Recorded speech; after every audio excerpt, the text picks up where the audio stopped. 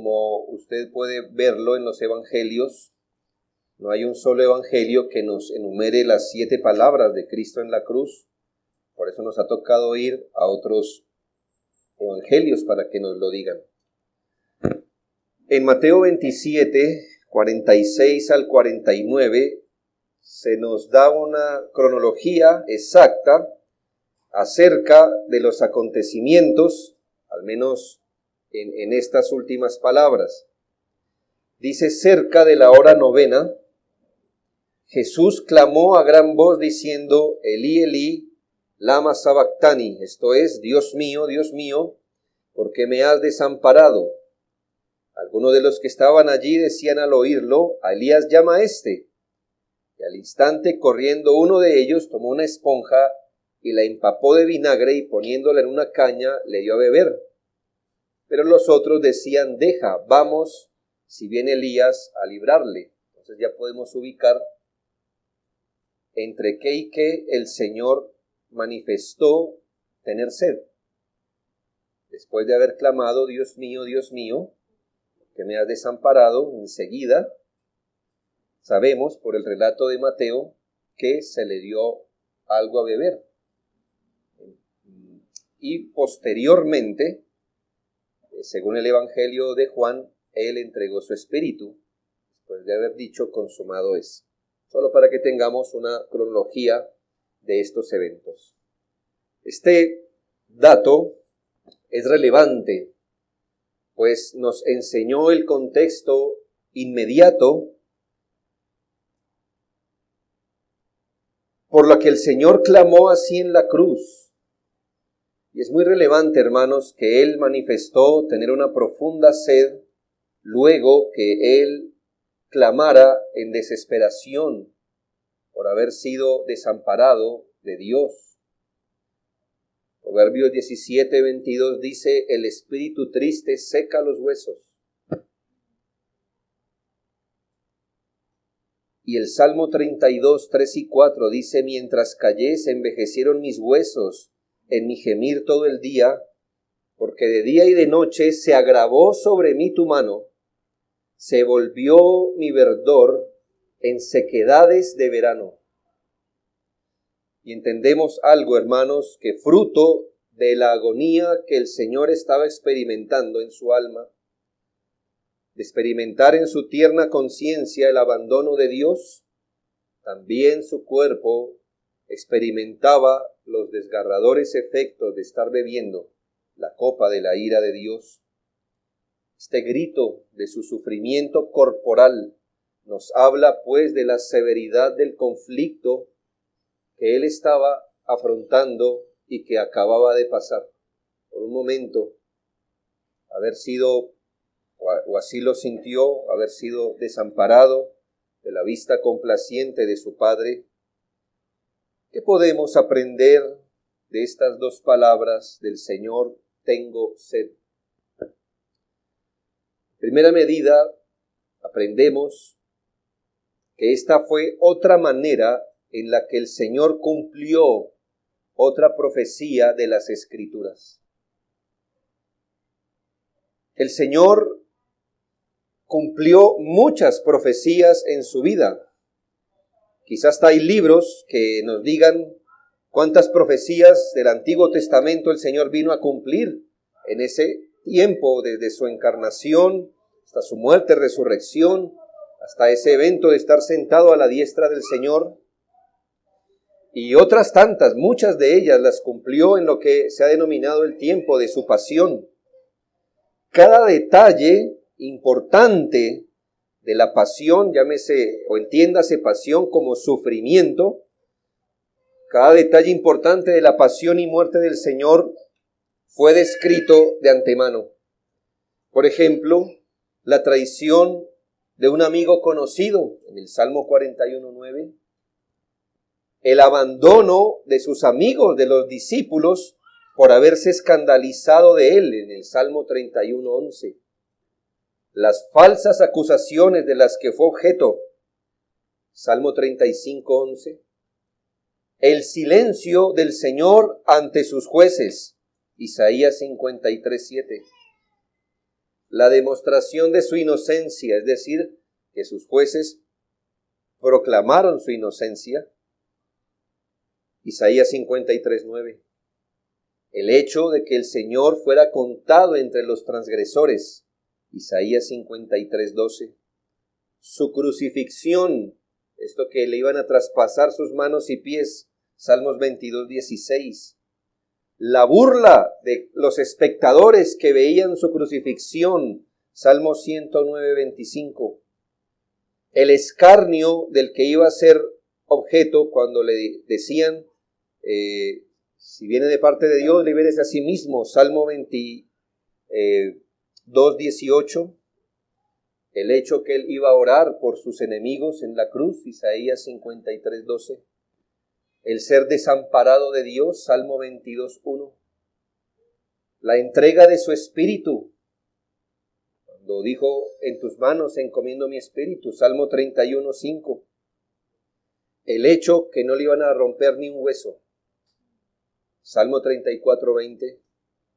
El entierro en la tumba de un hombre rico. Isaías 53:9.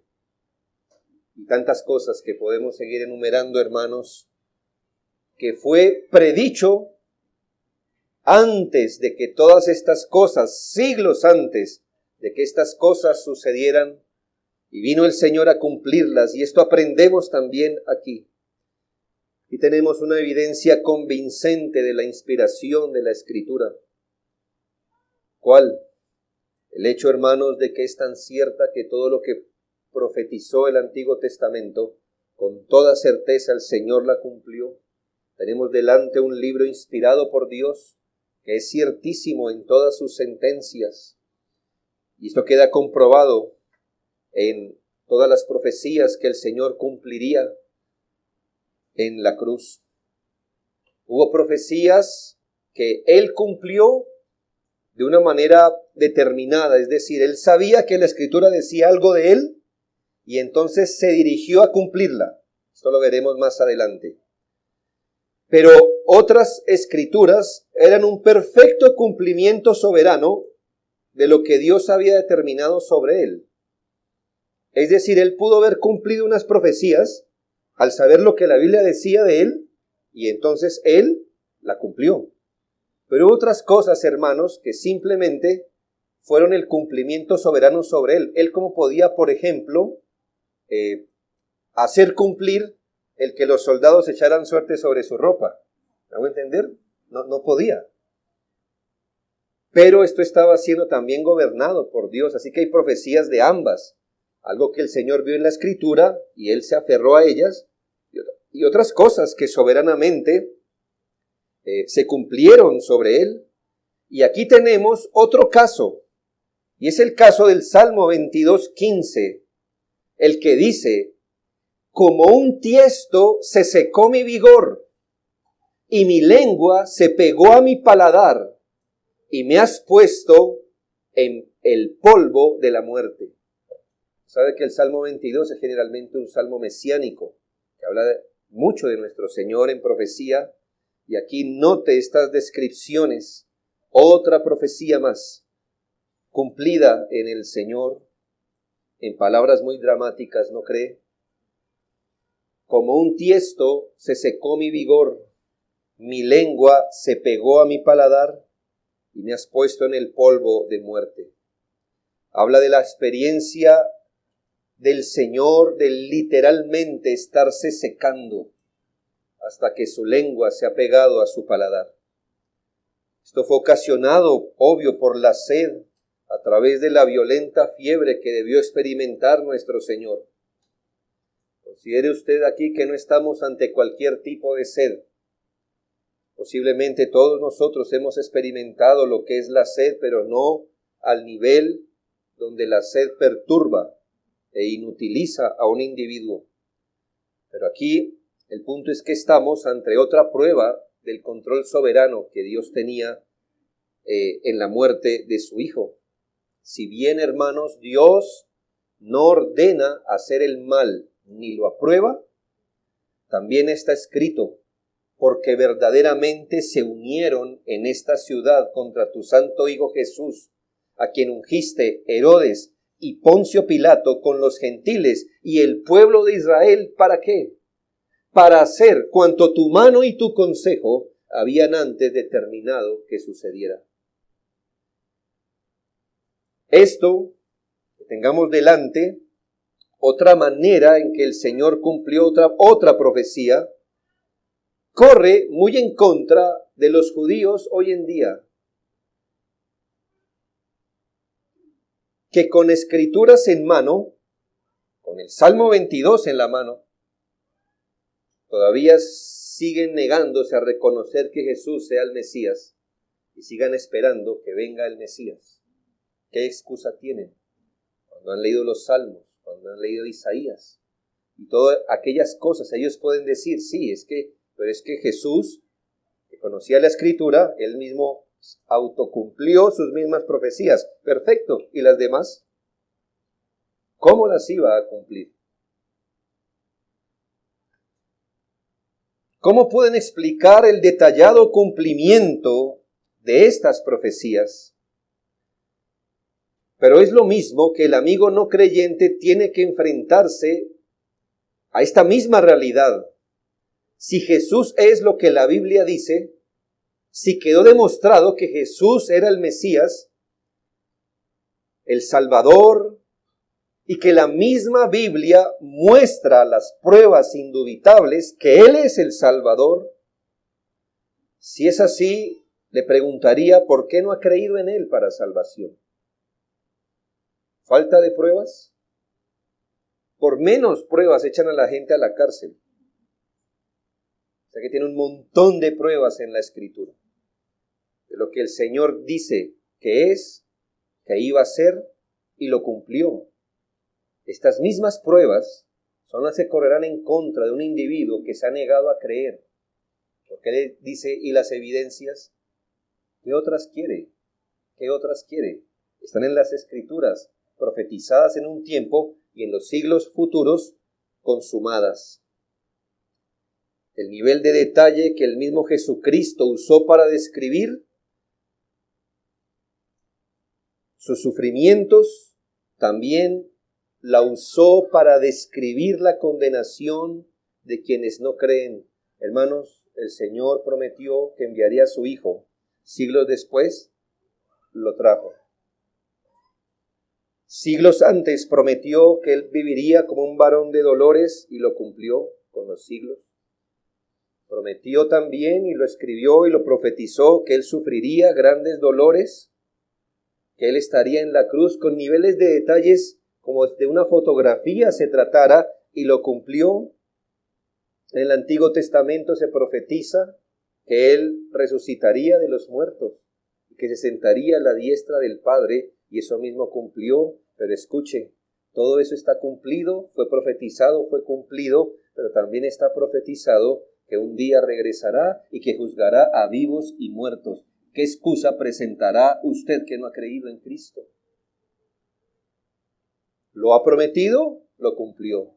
Y hay solo pequeñas cosas que están por cumplirse, y así como cumplió todo un conjunto de profecías hacia atrás, seguirá cumpliendo las que queden para consumar su plan.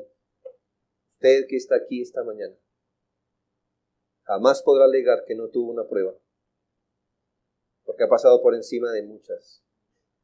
Si lee el Salmo 22, ahí queda amarrado con muchas pruebas. Estas profecías serán cumplidas con exactitud también, como se cumplieron las anteriores. Si usted rehúsa creer en Jesucristo para su salvación de la culpa, el poder condenatorio del pecado, será condenado con toda certeza. Así como se cumplieron las demás profecías, no cometa, por favor, el mismo error de quienes estuvieron al pie de la cruz, que estaban viendo con sus ojos cómo las Escrituras eran cumplidas y aún así no creyeron.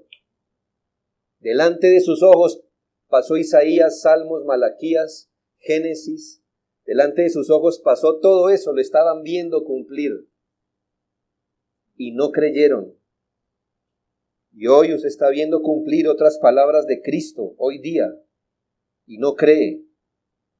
Ni aun en la misma condenación, le dijo un ladrón al otro, ni aun en la misma condenación, ¿crees? ¿Estás al borde de la muerte y no crees? Crea en el nombre de Jesucristo. Él prometió, cumplió y ha prometido y cumplirá. ¿Qué otro asunto, hermanos, aprendemos de las palabras de Cristo en la cruz? Tengo sed. Mire, hermanos, aprendemos y además quedó profundamente demostrado el odio que sus perseguidores le tenían. Hermanos, no podemos exagerar la cruz. No podemos colocarle pintura más negra a estos eventos de la cruz. ¿Cómo exagerar esto?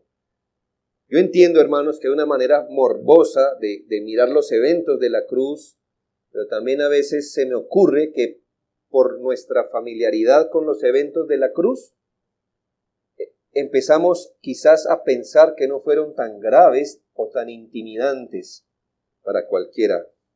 Hermano, la gente que acompañaba a Jesucristo tampoco eran niños pequeños ni gente cobarde. Y cuando vieron la cruz, se echaron a correr, hermanos. Y el ambiente, claro, dice un dicho que cuando uno juzga la historia, tiende a juzgarla mal.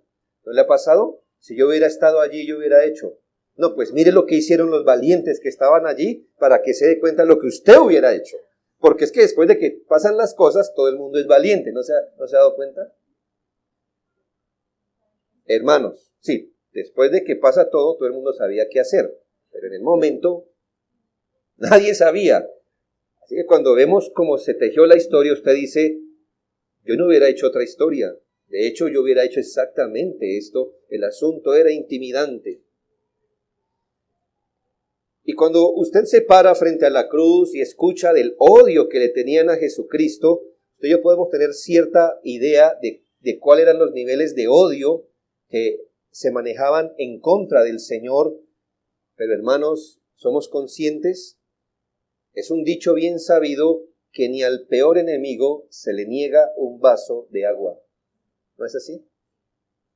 Ni al peor enemigo se le niega un vaso de agua. Y cuando el Señor expresó su sed, se le acercó vinagre para que tomara. Ese es el nivel de odio que él estaba experimentando en la cruz.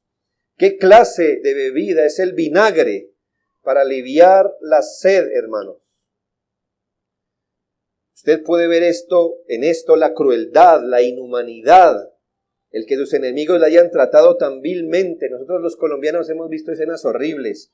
Soldados detrás de alambres de púas, gente encadenada, secuestrados. Hemos visto eso. Pero hermanos, crueldad, ellos al menos les dan agua para beber.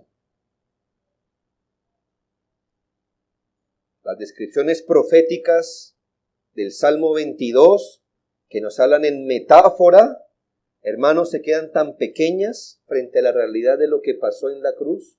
Note lo que dice el Salmo 22, versículos 12, 13, 16 y 20. Me han rodeado muchos toros, fuertes toros de Basán me han cercado. Abrieron sobre mí su boca como león rapaz y rugiente. 16. Porque perros me han rodeado, me ha cercado cuadrilla de malignos, horadaron, traspasaron mis manos y mis pies. Versículo 20. Libra de la espada mi alma, del poder del perro mi vida.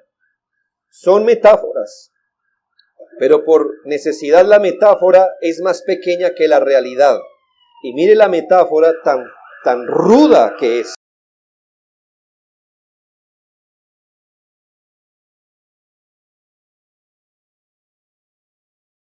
¿Qué descripción es esta que tenemos? Me han rodeado muchos toros, fuertes toros de Basán. Lo que pasa es que en la antigüedad, para la época del salmista, Basán era reconocido como un país fructífero, famoso por alimentar y engordar el ganado a proporciones terribles. Así que cuando había un toro muy fuerte y bravo, decían toro de Basán. Eso debe venir desde allí, no hay otra manera. Mire las descripciones del Salmo 22. Fuertes toros de Basán me han cercado. Se nos habla de un león rapaz y rugiente. Y probablemente si usted ha tenido la oportunidad de ver en un zoológico un león, no es ni siquiera la sombra de lo que puede ser un león rapaz rugiéndole. También nos habla de perros, y debo decirle, hermanos, que para la época bíblica, aún para la época del Nuevo Testamento, no encontramos perros como hoy los entendemos, perros domesticados en casas o afuera. Estos perros, si usted investiga, estos perros eran lo más parecido a hienas salvajes, eran animales salvajes que nadie quería. Por eso usted entiende cuando la parábola dice, y perros se acercaban a sanar las llagas de este hombre Lázaro. Usted entiende el nivel de humillación en el que él estaba. Todas estas cosas, hermanos, que nos hablan de toros bravos, de un león rapaz y rugiente, de perros que como hienas despedazaban la presa, cuadrilla de malignos que traspasaban sus manos y pies, usted puede ver la violencia, la ira, la furia, el furor de sus enemigos, que a diferencia de sus amigos, sí estuvieron presentes al lado de la cruz. Matthew Henry dice, vean el poco respeto que le mostraron sus perseguidores. Se puso una vasija llena de vinagre, probablemente según la costumbre en todas las ejecuciones de esta naturaleza, o como piensan otros con el fin de maltratar a Cristo, pues en lugar de una copa de vino que solían dar a los que estaban a punto de perecer, llenaron una esponja, ni siquiera una copa, una esponja, y la pusieron sobre un hisopo y se la llevaron a la boca, dándosela a beber cuando estaba sediento. Dice este comentarista, una gota de agua habría enfriado su lengua mejor que un trago de vinagre. Sin embargo, a eso se sometió por nosotros. Nosotros comimos las uvas agrias y a él le dio de entera. Había renunciado a todas las comodidades y solaces y por eso se le negaron en la cruz. Cuando el cielo le negó un rayo de luz, la tierra le negó hasta una gota de agua y puso vinagre en su lugar. Debemos conceder, hermanos, esto, que a nosotros, ni aun en nuestros peores juicios, cuando éramos no creyentes, se nos negó ni un alivio. Aún se nos daban alivios temporales, estando sin Cristo, siendo enemigos de Dios, aun cuando sufríamos, jamás se nos negó alivios temporales, como se le negó a Jesucristo, hermano. Un vaso de agua, un poco de agua. Aun cuando no estábamos en Cristo, una corriente refrescante de gracia común, aliviando los dolores que sufríamos. Pero mire a Jesucristo, quien es el único santo que ha pisado esta tierra, llevando la maldición sobre sí, privado de un pequeño alivio en su sufrimiento. Si eso nos ha ocurrido sin Cristo, en Cristo, hermanos, todos nuestros sufrimientos han sido endulzados con los consuelos del Espíritu, con la esperanza de la gloria de Dios. Pero el Señor dejó a su Hijo arrojado a la maldad de sus enemigos, a su crueldad, a su furia, para que apreciemos lo que usted y yo deberíamos haber experimentado de Dios y de los hombres. Cuando vea la cruz, la furia, la maldad, piense, esto yo debo haber recibido de parte de Dios y de los hombres.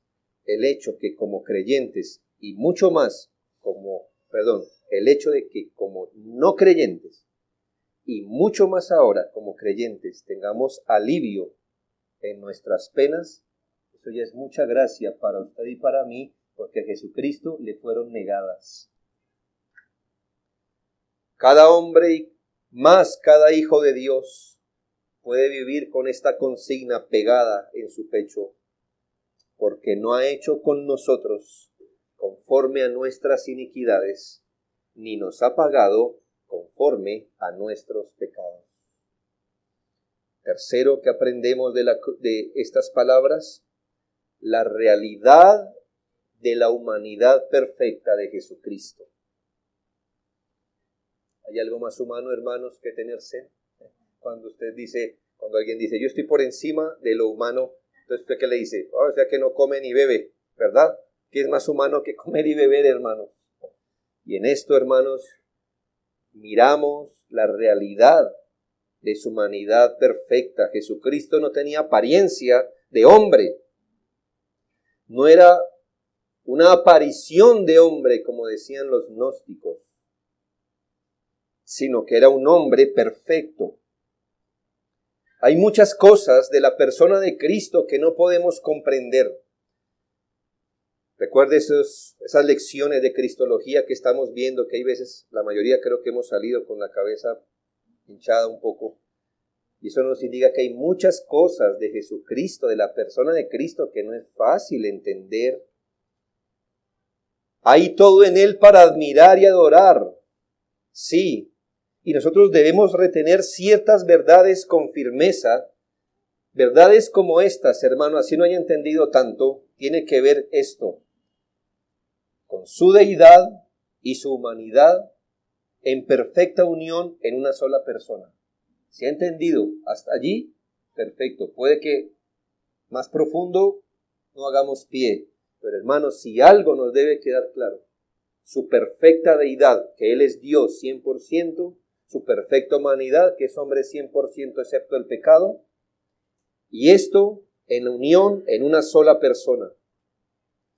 En la encarnación el Verbo se hizo carne, habitó entre nosotros, pero no dejó de ser lo que era antes, tomó para sí lo que no tenía y es una humanidad perfecta. Ahora mire estas paradojas. En el Salmo 50:12, Dios dice, si yo tuviera hambre no te lo diría a ti, porque mío es el mundo y su plenitud. Esta manera de decir del Señor, ¿no? Soy el dueño de todo esto y si tengo sed o si tengo hambre, ¿me va a pedir a un hombre? Yo creo todo esto. ¿Me hago entender? Oh, hermanos, pero en la cruz Él dijo, tengo sed. Tengo sed. Este es el misterio de la encarnación. Dios no tiene sed. Los ángeles no tienen sed. Nosotros los creyentes redimidos no tendremos sed en gloria. Ya no tendrán hambre ni sed, dice Apocalipsis 7:16. Ahora tenemos sed porque somos humanos y vivimos en un mundo de dolor y carencias. Cristo tuvo sed porque cuando asumió nuestra humanidad, no la asumió en humanidad gloriosa, sino en humanidad débil. Es decir, no se hizo semejante a nuestro cuerpo que tendremos en la gloria. Se hizo semejante al cuerpo que tenemos antes de la gloria, a esta debilidad. Por eso tuvo sed, porque debía ser en todo semejante a sus hermanos. Considere esto, hermanos, en la creación hizo el mar, las fuentes de las aguas, las nubes, la nieve, el mismo que hizo llover todo un diluvio sobre la tierra, el mismo que sacó agua de una roca seca, el que convirtió agua en vino, envuelto en humanidad perfecta, bramando como un ciervo que no encuentra agua. Qué humillación tan grande se sometió el Señor. Considere el trato al que fue sometido. ¿Por qué tendría sed nuestro Señor? No, pues considere lo que ha pasado desde la noche anterior. Su última cena fue el jueves en la noche.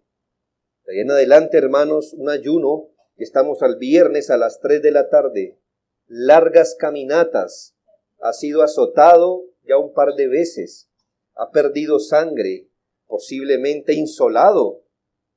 La deshidratación fue profunda, lo que le debió producir, hermano, una sed aumentada y perturbadora.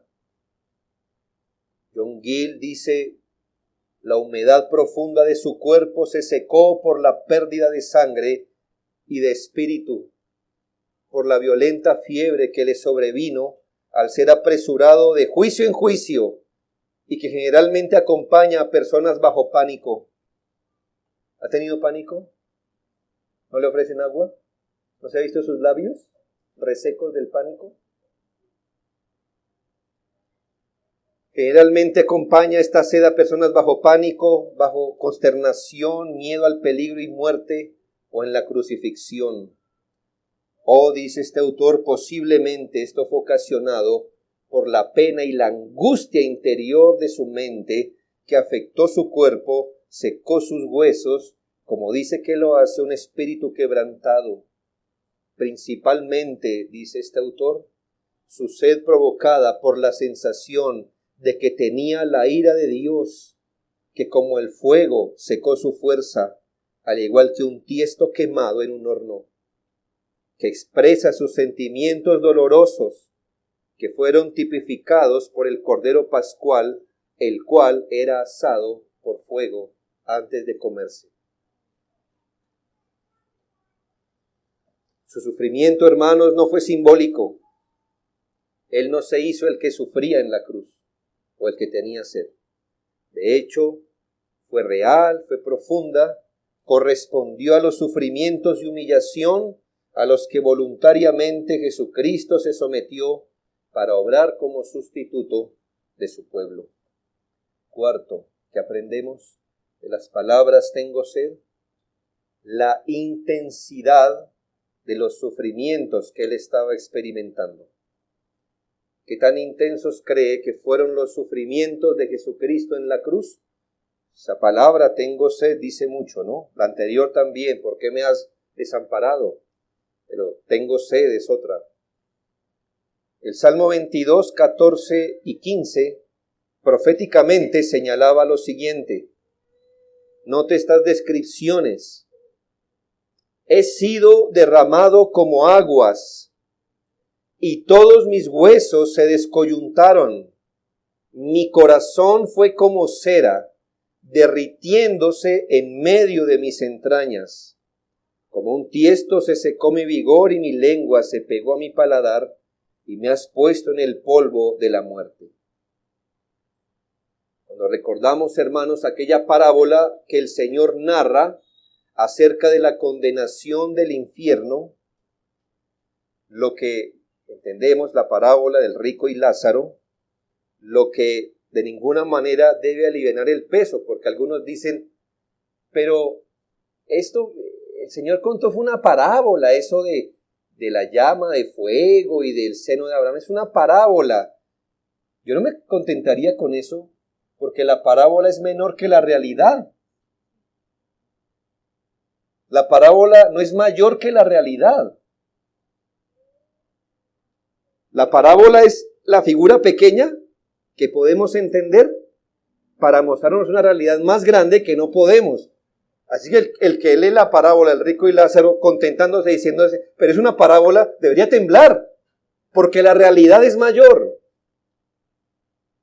Cuando usted se da cuenta de esa parábola, lo primero que sale de los labios del condenado no fue, ten misericordia de mí, tengo hermanos, ni siquiera por la salvación de su alma. Dice la Escritura, y en el Hades alzó sus ojos, estando en tormentos, y vio de lejos a Abraham y a Lázaro en su seno. Entonces, él dando voces dijo, ¿qué hubiera pedido alguien?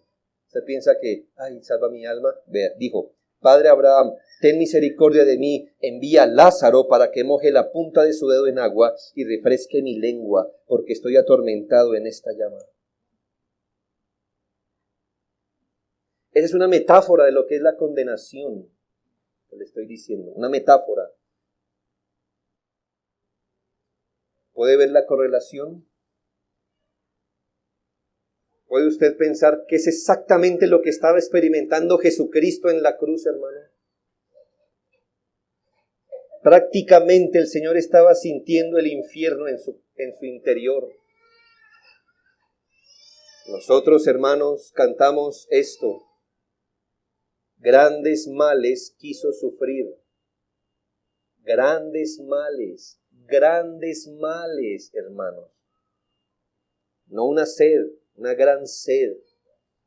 Esa acumulación de sus padecimientos internos, de estar delante de la justa ira de Dios, la experimentación de la pena, el dolor, de estar siendo ajusticiado, sumado a los dolores de un cuerpo que estaba colapsando a causa de la tortura que se le estaba propinando, literalmente todo esto junto, padecimientos internos, externos, todo esto literalmente lo estaba secando. Aquella noche y aquel día fueron horas en la que para él le fue comprimida la eternidad. Déjeme explicarle. Él, en esa noche, en ese día y sobre todo en la cruz, estaba experimentando la eternidad de un condenado. Se le encapsuló lo que significa la condenación para un condenado. Y cuando se tomó esa copa, hermanos, él experimentó por unas horas el arder en su corazón de lo que significa estar peor que ese rico que murió y pidió misericordia. Es de asombrarse, hermanos, que todos sus sufrimientos fueron soportados con silencio. Como una oveja muda ante sus esquiladores no abrió su boca, pero al final, con todo el cuerpo atormentado por el dolor y la boca reseca, gritó: tengo sed.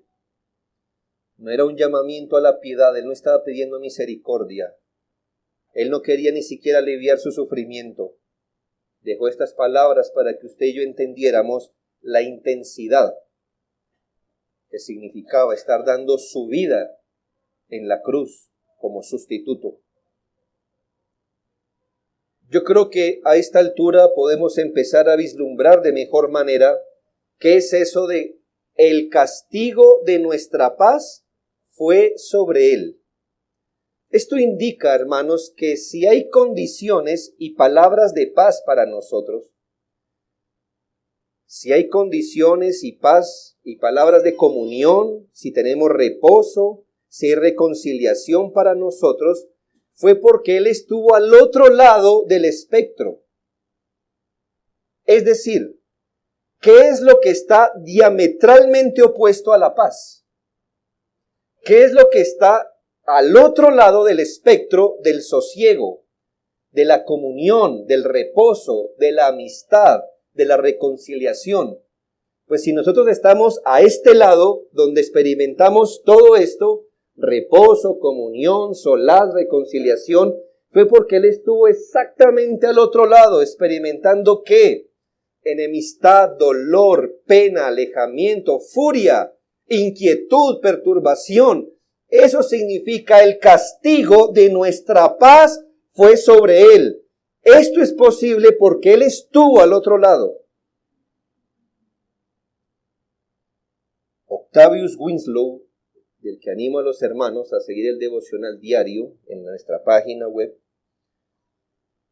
nos llama a la humillación y adoración al ver lo que significó para Cristo darnos los consuelos de Dios.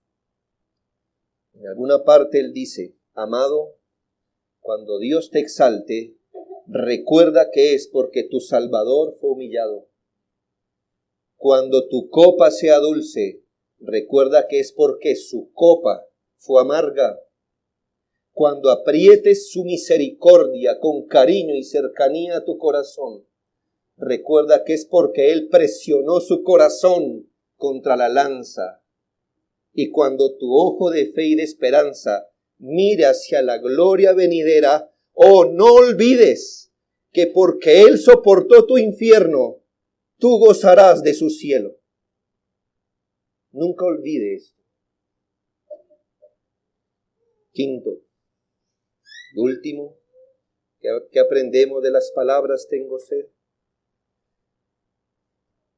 Al beber el vinagre antes de morir, no quiso alivianar su carga, sino cumplir la Escritura. Muy importante. Y aquí no tiene que perderse, por favor, de esta cronología, porque aquí hay algo muy interesante. Salmo 69, 16 al 21, vaticinaba esto. Mire estas palabras muy fuertes. Son como palabras de Cristo moviendo la pluma del salmista. El Señor viendo sus sufrimientos de antemano. Salmo 69, 16 al 21.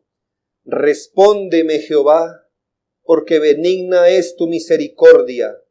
Mírame conforme a la multitud de tus piedades. No escondas de tu siervo tu rostro, porque estoy angustiado. Apresúrate, óyeme. Acércate a mi alma, redímela. Líbrame a causa de mis enemigos. Tú sabes mi afrenta, mi confusión y mi oprobio. Delante de ti están todos mis adversarios. El escarnio ha quebrantado mi corazón y estoy acongojado. Esperé quien se compadeciese de mí y no lo hubo, y consoladores y ninguno hallé. Me pusieron además hiel por comida y en mi sed me dieron a beber vinagre. Aquí hay algo interesante. Y es que hay dos eventos donde al Señor se le da a beber. Según Mateo 27:34 y Marcos 15:23, según Mateo 27:34 y Marcos 15:23, tan pronto como el Señor fue crucificado, le fue dado vinagre con hiel, pero él lo rechazó. ¿Por qué, dice la Escritura, y aquí es bueno entenderlo, por qué a veces se le ofrecía a un crucificado vinagre con hiel? El comentarista Matthew Poole dice, le dieron a beber vinagre mezclado con hiel. Marco nos dice vino mezclado con mirra. Ambas cosas pueden ser posibles, pero pues a placentero no es que se vea, ¿no? Hay tanta relación entre el vino y el vinagre que no es de extrañar que un evangelista lo llame vinagre, el otro vino. En fin, la palabra traducida hiel significa amargura, ya sea causada por la hiel o por la mirra. Algunos piensan que algunas buenas personas le dieron esto a para dárselo al Señor. Cierto es que era un favor ordinario que hacían a los moribundos, darles alguna poción embriagante para hacerlos menos sensibles a su dolor.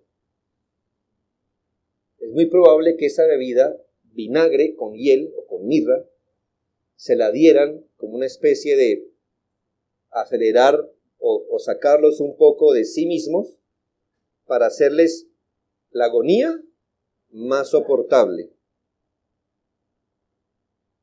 Es probable, dice, que fuera algo de esta naturaleza, pero nuestro Salvador no tenía miedo de morir y por lo tanto no tenía necesidad de un antídoto contra el dolor.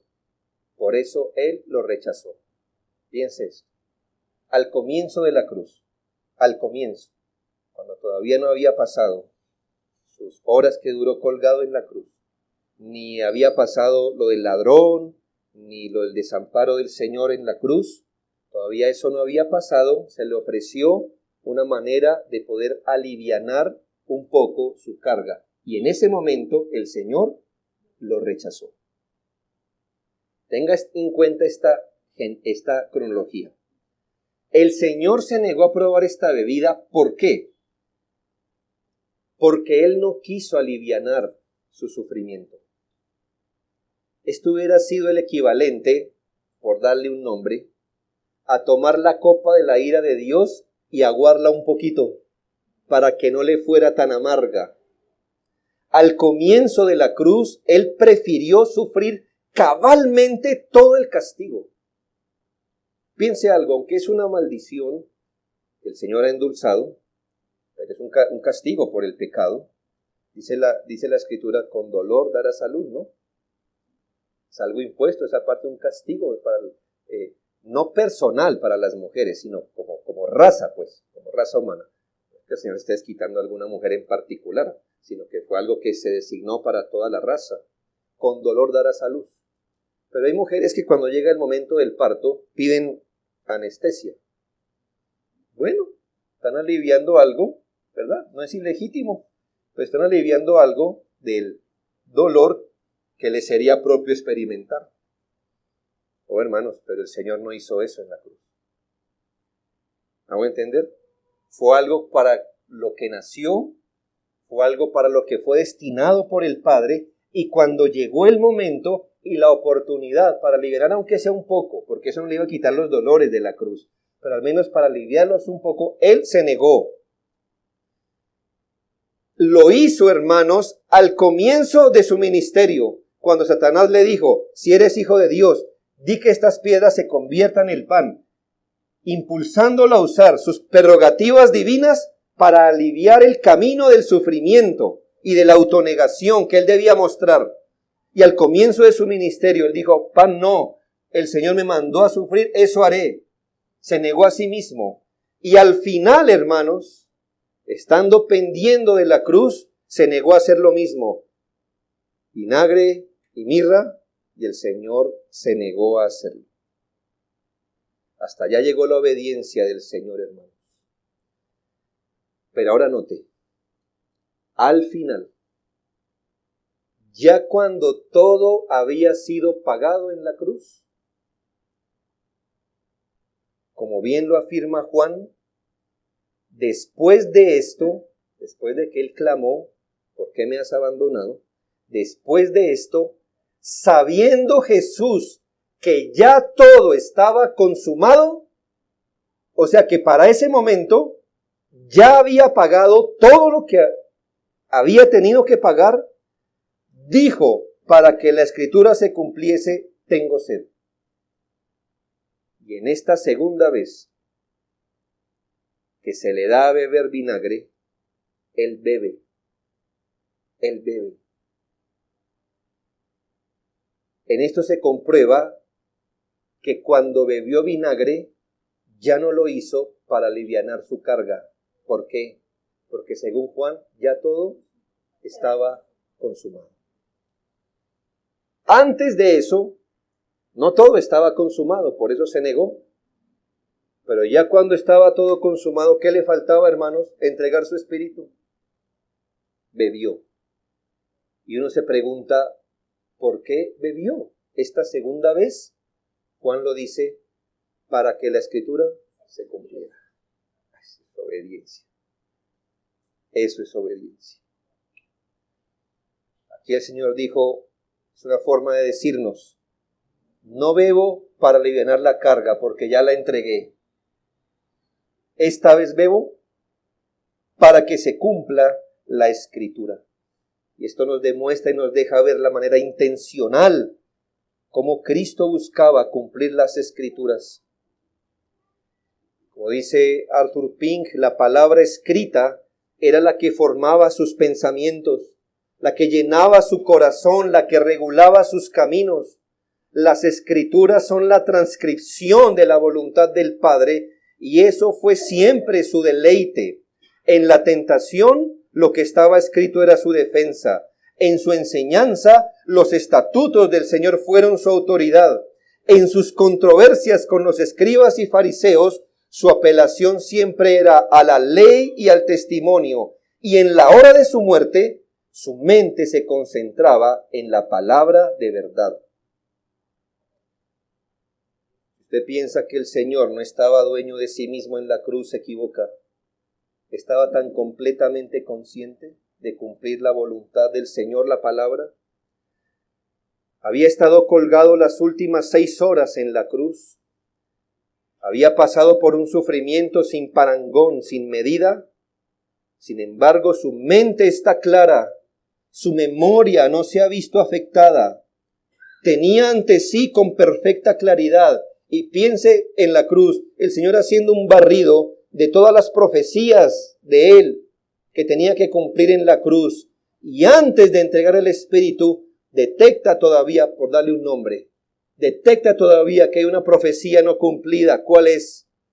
Que se le daría de beber vinagre y se lo tomaría. Así de lúcido estaba nuestro Señor en la cruz. No pasó por alto nada. Recuerda que todavía queda una escritura por cumplir antes de morir. Nuestro Señor estaba por encima de las circunstancias en un sentido, cómo se sometió al Señor. Quisiera terminar con lo siguiente. tome este otro recurso que nos hemos encontrado hoy al pie de la cruz y hágalo esa leña con la que encienda más su devoción y adoración al Señor.